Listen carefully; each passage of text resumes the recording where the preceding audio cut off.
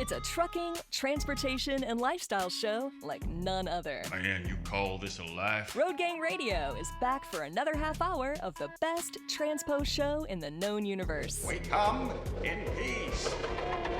Well, actually, we're falling to pieces. Let's see if we can achieve liftoff, Phone Master Dre. And that we did. We are lifting off from NOLA to Nashville with Lindsay, Lawler, and Jimmy Mack. Take it away, you two. Us two, we three wanderers. And then there were three. We three kings of wandering are. We are wandering, by the way, and we bring, by the way, if the three of us ever got lost and you were allowed a phone call and somehow you had reception in a place that you were lost, which is probably not going to happen, but if in fact I was able to make one phone call and I was lost in the middle of nowhere, is there any doubt, Lindsay, who our first phone call would be to? I'm sure you would call me because I would. No, you're lost. Help with you. Me. I would help Zero. Yeah. By the way, never choose me for what's that show, Amazing Race or Survivor. Don't choose me to be on your team or your island because you will die. But you know who will keep you afloat, Jim, like you said. Oh, yeah. By the way, I get first pick. I pick peterstarkauthor.com. That's where I'm headed. You get two people. I want Peter Stark Author, and then I want to clone Peter Stark Author to also be my second person. Oh, I like it. I like the approach. Author and adventurer Peter Stark joins us this morning, guys. If you go to peterstarkauthor.com, you will see a plethora, a cornucopia of awe and wonder, a wonderful collection of books. The man is done with his latest book. It's in the process of becoming the final product. He's got a moment to breathe, although I doubt he's actually breathing. He's probably out there adventuring as we speak. You can find him on the Book of Face at Peter W. Stark. You can find him on the tweet, now known as X, at Stark Adventurer, and on the gram of Insta, Peter Stark Adventurer Historian. Peter, welcome back to The Last Empty Places, a place that you have carved out for all of us. Well, I have to say that if I wanted to get lost, I'd want to get lost with you two. And I think with the three of us, we could end up in some really interesting places being lost together. And maybe we can even do that in the course of the next 25 minutes or so. We get lost verbally in where we're headed here. And then we'll find ourselves, and then we'll have a revelation. And that's the whole process of being lost. You get lost, you get confused, you get out of your comfortable, centered self, and then you, through some hardship, find your way, and then you see the world anew, and you find where you're going, even though you might not have known where you were going in the first place. So anyway, that's my metaphor for the next 25 minutes, and having laid that out there, I leave it to you two to figure out where we're going. Well, it's easy. First of all, the metaphor is you've just talked about my entire life. I've never gotten lost in the woods, knock on wood, but lost and confused. That's every day. Every morning I wake up, I'm like, oh, I'm here again, lost and confused. But what's so cool about this topic, Peter? Obviously, we can go down a whole philosophical lens and all the metaphors, but I love how you submitted the topic. It was how to get lost and why it's important. It was not if you get lost, here's what to do. Your topic idea was how to get lost. So I'm guessing you're saying this is a good thing. Go get lost in order to be found, both metaphorically and also just in life, physically out there. You're saying people should. Are you saying everybody should get lost at one point? Yes, I am, and maybe at any points. And degrees of getting lost. And you can just do it in your own travels. You can do it almost in the walk around your own neighborhood, is to get off your regular route and go someplace unexpected, and where you don't really know where you're going, and you don't really know what you're going to run into, and you're disorienting yourself even in a little way. And there's a lot of different degrees to which you can do that. And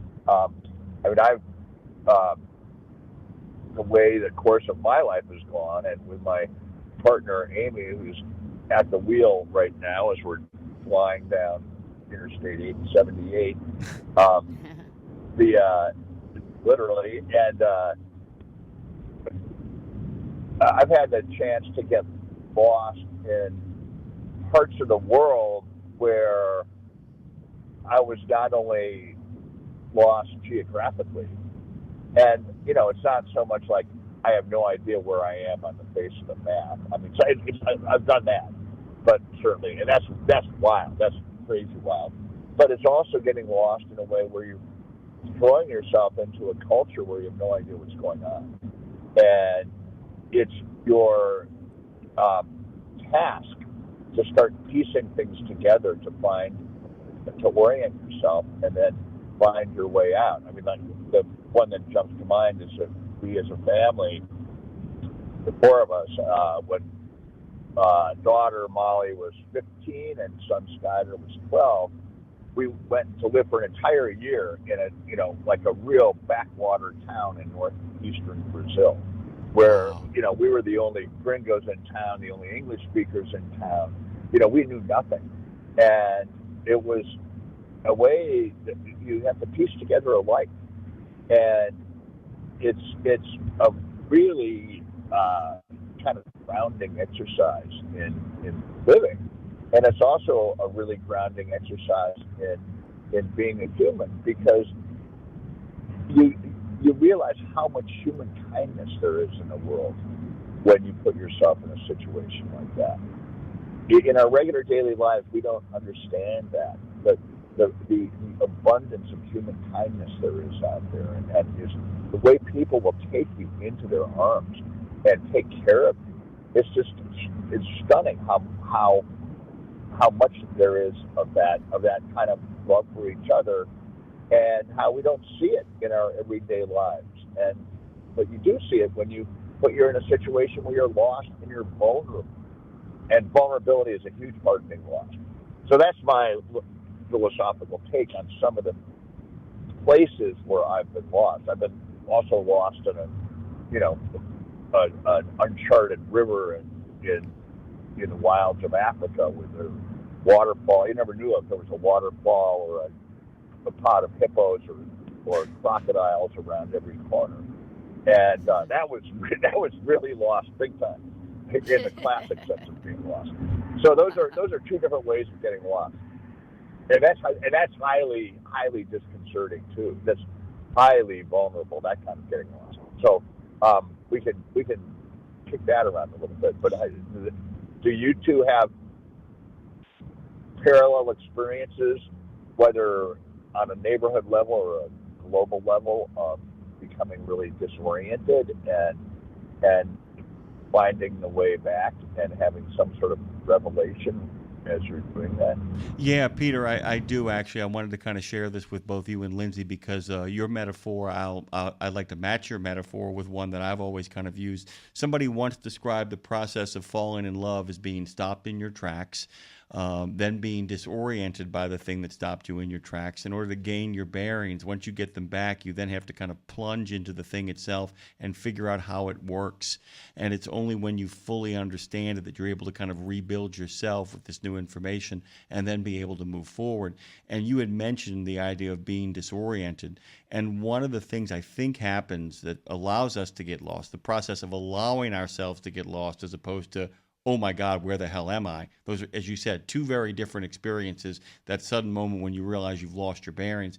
But I think part of it is that when we travel into faraway places, when we end up going to the point of no return, something always stops us in our tracks. I remember walking down to the bottom of the Grand Canyon, Lindsay, and getting down. It wasn't really the bottom, but it was the first moment when we weren't like on an incline, when the world got flat again, and there is a giant cactus garden down there. And it was gorgeous, and the way the sun hit it and everything, and I was completely kind of like, I have to go on. I'm tired. My ears are actually crusty now because I've had so much sun on them the last 3 days that they're beginning to scab, because I was an idiot, late teen, early 20s kind of person. But then the idea becomes to push on, and that I think that getting lost also, you leave yourself open until something stops you in your tracks and you say, I don't know what that is, but that looks amazing. I've got to go check it out. I've got to go see what's over that hill. I've got to see what's down in that holler. I've got to see, what, if this neighborhood is either a really fascinating place or maybe a little bit dangerous, but there has to be some kind of sense of openness about the world around you, that you have to be willing to leave the map based on the things that stop you in your tracks. And I think when you get to the point of understanding that there are riches beyond those places, that you really begin to understand the power of allowing yourself to get lost. That's kind of my take. That's kind of where I'm coming from on that. Yeah, that's great. Yeah, and I love your metaphor about going down in the Grand Canyon, and you're entering this different world, and all of a sudden you're in a completely new spot, like this cactus garden, and that you wouldn't, there's no way you could have had that experience unless you allowed yourself to enter that world of descending into, in a way, a very harsh environment. And I think what that brings to mind in the instances where I've really felt this, that disorientation, and you're talking about how that's a process of falling in love, that disorientation. A lot of it is allowing yourself to be vulnerable. And that is, I think, something that people are, well, we're all frightened of, allowing ourselves to be vulnerable. And yet it's in those moments of allowing yourself to be vulnerable is when you can discover the greatest riches. And I think that's one of the things I wish, societally, we encouraged more of that openness, allowing ourselves to be vulnerable. And I don't know just how that would translate into everyday life. I think it does in a lot of ways, but it's as simple as, striking up a conversation with someone you really never think of striking up a conversation with before, and putting yourself out there and making yourself vulnerable. Like, this is who I am. I love that. So I guess I'm just trying to think of taking that you don't have to go down to the bottom of the Grand Canyon or down an uncharted river in Africa to have those moments where you gain something really important from that sense of vulnerability and disorientation and in a way, metaphorically being lost. And I think it's something, we all can work on, I think, literally. Well, do you think, I'm glad you brought up the vulnerability piece, Peter, because, like you said, we don't have to dive to the deepest depths or climb the highest mountains in order to get there. But like, for instance, we had Jill Heinerth, the cave, Heinerth, I think I'm saying that's that right. Heinerth. Heinerth, the cave diver on our show this week. Do you know her, Peter? Do you know of who she is? I know the name, and I know cave diving. I've never done it. I don't want to do it. Same. That's like, oh my God, I can't even. It just gives me the creeps to really to think of it. For sure. But go ahead. Yeah, we're talking about vulnerable. Oh my God. Yeah, exactly. And so I had asked her, and you can leave him on for this, Dre. This sounds okay, because I want to hear his thoughts. Feel free to chime in at any time, Peter, because I had asked her, I was like, listen, I'm like you. I have no desire to cave dive, but I've never been scuba diving. I barely even touch the surface on snorkeling because the being underwater and not having control of my breath freaks me out to my core, and that's a vulnerability that I feel like, because it is such a vulnerable piece for me, it's like, shoot, I probably at least need to dip my toe into some extent. So I'm curious your thoughts on that for people that are like, I am so scared to go get lost in the woods. Is that the one reason they need to do it? I am so scared to scuba dive. Is that why I need to at least try it? Because I certainly don't want to leave this earth thinking, wow, I didn't even try. I didn't even open myself to that whole world that is beneath, above, around me out there. You know what I mean? Yeah. Oh, yeah. I mean, I think that's such a totally valid point. I'm so with you on so many of those circumstances you're talking about that are like just freak you out. And I think the solution is to sort of take it a step at a time. You don't have to plunge to the bottom of a cave underwater to get this sensation of putting yourself in a really different environment and a disorienting one. I mean, in your case, like the simple snorkeling, that snorkeling can open up such worlds, and simply to become sort of acclimated to being in that moment of snorkeling, and take the big 3 deep breaths, and then try to keep breathing through the snorkel, and just not fight it, but just like, I mean, I'm just making this up as I'm going along here, but I'm just thinking of lying, on the top of the water. I mean, literally, if you're with a snorkel and fins and a mask, and there might be a coral reef under you, there might be a sandy bottom, there might be, it doesn't almost matter, but just lying there and breathing, floating and breathing through the snorkel, and literally just trying to find your center, and just becoming comfortable with finding that center in an environment that would otherwise be, freak you out, be really disconcerting. So that's the way I've operated, and we've operated as a husband and wife, and with kids, and taking our kids into some really pretty crazy places in the world. It's always doing it one step at a time, and it's like one step in front of the next, rather than, okay, I'm just going to dive off this highest cliff until the right. And I have no idea what's down there. Well, I mean, that's just kind of stupid to do that. But this makes it more attainable. This makes it like when you think about like, oh, how could I ever climb Mount Everest? And you're like, well, don't go that far. Think about what's the step I can do to get there. How would I ever cave dive? Well, I'm probably never going to do that, but who knows? But by taking these, I like what you're saying, because it's like by taking these simple steps, it's baby steps really, and not overthinking how can I ever get to that highest height. It's like, no, just do the thing that makes you comfortable. Like, for instance, I just Googled the safest but most profound snorkeling spots. That was my Google search. And it said, start with locations that are protected reefs and calm, clear waters, such as Hanama Bay in Hawaii, the U.S. Virgin Islands, even the Florida Keys. So that idea where I'm like, I know I'm protected. Go, Lindsay. You need to go to those places. But and just that, I'm sorry I'm jumping in here, but just that, no, but calm, and the other thing I'd say is warm. Where I've been in a lot of tropical waters in the world, and you get to some of these places. And one place was the coast of northeastern Brazil, where we did live for a year. And there were not so far from our little backwater town. There were incredibly beautiful, empty little beaches, and the water temperature there, it's like it's tropical, subtropical water. And you get in that water, and your instant reaction is, oh, now I understand where the human race evolved.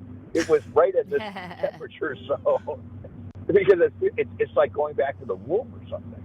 And wow. And so that's what I'd suggest. Is don't go into like a freezing, a frigid lake with choppy wind waves on it. Go into that really kind of that serene, calm, almost womb-like condition, and find your comfort zone there, and then work your way out, work your way farther or deeper, or wherever you want to go from there. I wanted to shift here just for a minute, by the way, and just kind of ask your impression of this, Peter. And Lindsay, you may have experienced this too. One of my favorite things about kind of wandering in the woods, and I'll often, in the background, I will leave markers or use my memory to make note of what I've seen so I can make my way back. But to kind of explore like forest or woods or any sort of area that has a high area of brush, one of my favorite experiences, if you actually go out a little bit further, at some point, and anybody who knows what I'm talking about, I hope has the same emotional reaction to it, that moment when you're walking through a woods, a dark forest, some situation like that, and you can feel, hear, and smell the water. You know what I'm saying? Where you can actually hear the water itself. Yeah. You know what I'm talking about? Where you're actually approaching a river or a brook or a body of water, and you can feel it. The temperature drops a little bit.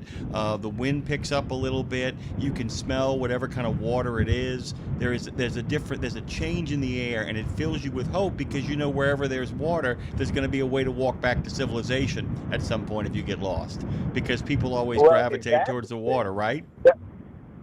Exactly. I mean, I just had that experience a few days ago, and I'm trying to think. This is going to sound exotic, and it is pretty exotic. We were just in France on a canal boat in southern France.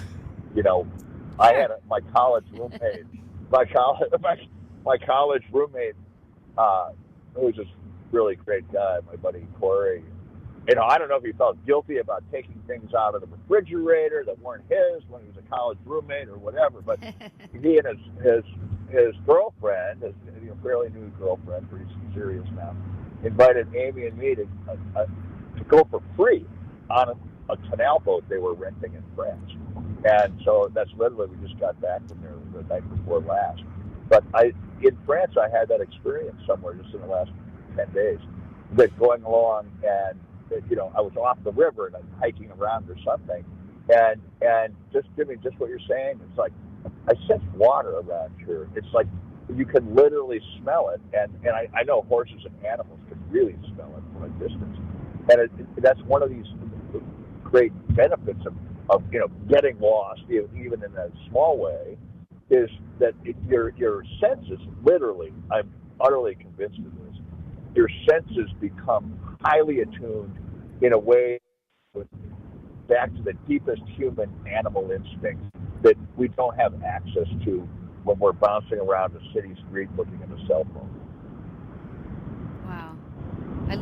I know that feeling you're talking about. That'd be the only thing that would make me feel like, almost make me feel safe, even though I'm scared of the water. It's like, but to Jim's point and to both of your points, like I know the water is there, and it's that sense of security. I wanted to ask you too, Peter, because you know I host the show We Should Write around here, and so I started thinking about last night the idea of writing to get lost. Now listen, Peter, I certainly, and you're a writer, you're a beautiful author, and I think about writing. I encourage people to write, but not look at it for, you know, months or maybe even years. And I have found myself in old writings quite a bit.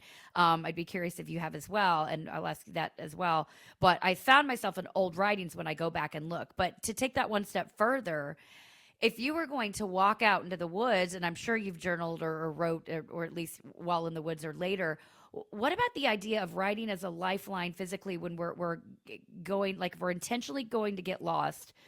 What role would notes or journaling or even storytelling play, like as breadcrumbs to get home, both as a discovery of ourselves and a discovery as the way back home, both physically and mentally? Oh, wow. Yeah, what a great question that is. And it's a whole world you're talking about.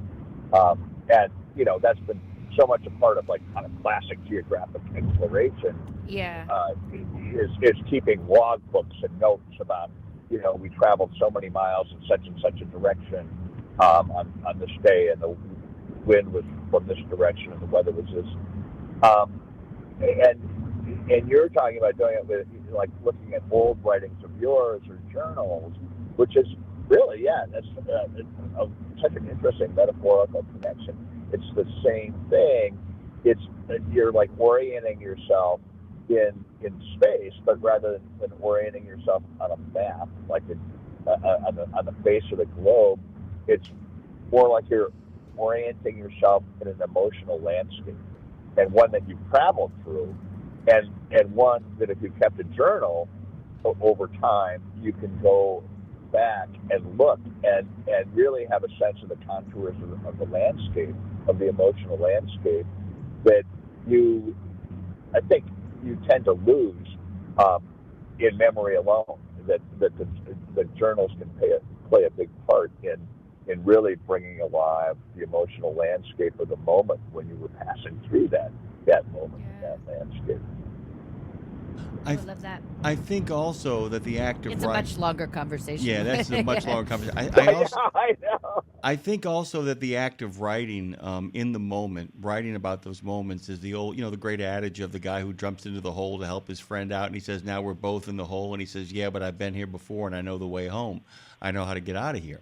And I think to some degree that doing that making that action prepares you even better for the next time you get lost, to kind of remember how you forgot where you were, and to remember how you remembered where to go. And I think that's one of the great joys of kind of writing in the moment too, just taking those bullet point notes, or maybe just laying out a topography, or drawing a picture of an animal you saw, or just remembering some way that kind of guided you to where you needed to be. And I think that the act of writing while you're doing it is a way to remind you that there was a time where people actually looked at things in their hand and wrote things down that didn't involve a cell phone and didn't involve a tower, but simply involve their memories and their meanings.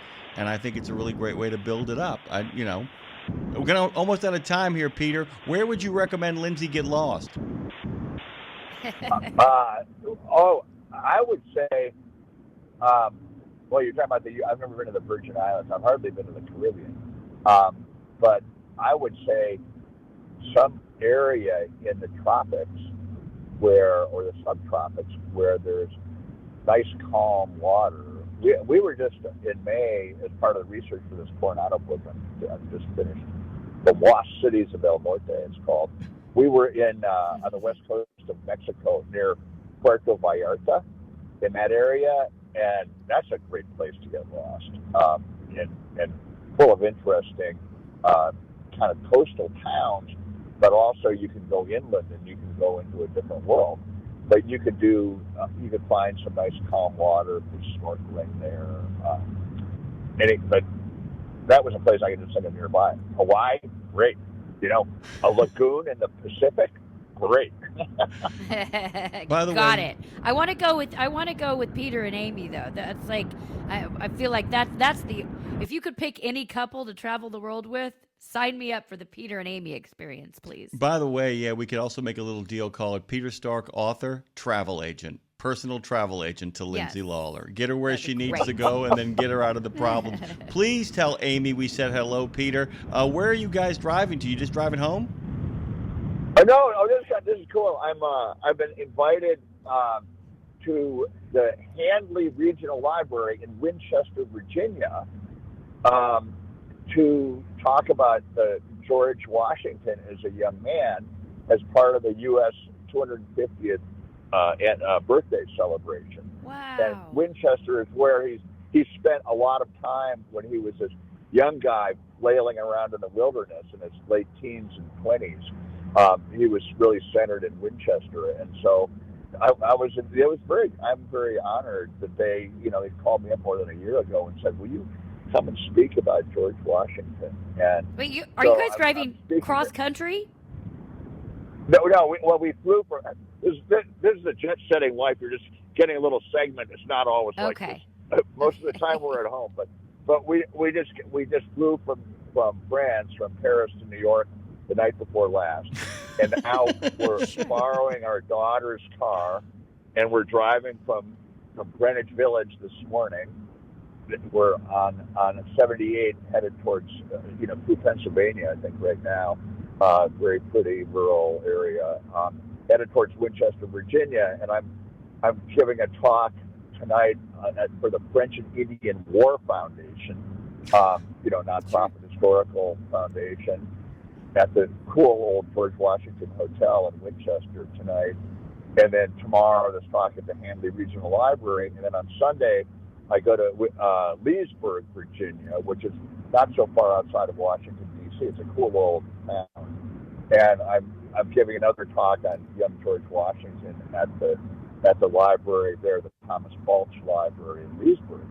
And I've tied this talk, I know it's cut me off, but I've tied this talk about George Washington's relationship to the Fairfax family, who are like British aristocracy, and to the 5 million acres of land they owned in Virginia, which is where George got his start as a young surveyor, and also how he kind of learned the ways of being a British aristocrat.